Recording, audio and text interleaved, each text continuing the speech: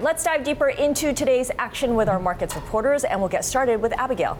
You know, Scarlett, I'm thinking about that reversal that you all were just talking about. We had a reversal yesterday, so some choppy market action on the week, especially around those momentum stocks. And all of this, when we put it around the 50-day moving average, earlier we came pretty close to breaching that short-term momentum indicator. So take a look at this 1.5-year chart of the S&P 500. Basically a range. All of the uncertainty around the macro factors, stocks stuck in this giant range, and then there's some more narrow ranges, specifically between the 200-day moving average in blue. Those are the longer-term buyers. And in yellow, the short-term buyers. We see last year that the S&P 500 for a period of time stuck in between those moving averages, then making it above the 50-day moving average, but once below, and then the 200-day moving average, once that was sliced, a really, really ugly fourth quarter. This year, though, you can see that there are periods of time where we've been above the 50-day moving average, but it's really been that range in between the short-term moving average and the longer-term moving average where stocks have been above that 50-day right now, Valdana. It's the 200-day that's key, but there does seem to be some reason here to think we could go back down into the range between the two as investors continue to remain uncertain about the macros out there, Valdana. Thanks, Abigail. I'm looking at Vanguard's Europe ETF, that's VGK. About a quarter of its holdings are in British companies.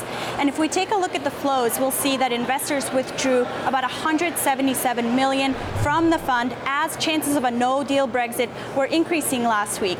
It was the largest withdrawal from the fund this year. And it's not the only concern that investors have with the Europe ETF. We also have slowing growth in Germany. We have political tensions in Italy. An investor I spoke with said it's just so hard to allocate money there. But looking ahead, Mike, we do have the ECB meeting later this week, and officials are supposed to unleash a very large stimulus package, so it'll be worth watching. Mike? Thanks, Valdana. Well, I'm looking at the TLT, which is the ETF that tracks Treasury bonds maturing in 20 years or more. It's really getting hit today pretty hard, down almost 2%. Over the past 2 days, it's down about 3.5%. Now, that's the steepest decline for this ETF since the aftermath of the 2016 presidential election when President Trump was elected. There are likely some new investors feeling the pain in this route because the ETF has seen inflows for 7 straight weeks, including more than $1 billion last week.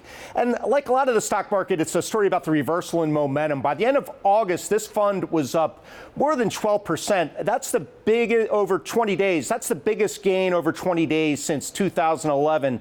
So obviously it goes hand in hand with the bearishness in the Treasury market that we're seeing. Yields up across the board as investors are having second thoughts about how aggressive central banks will be, the Fed in particular, but also the ECB heading into this week's meetings.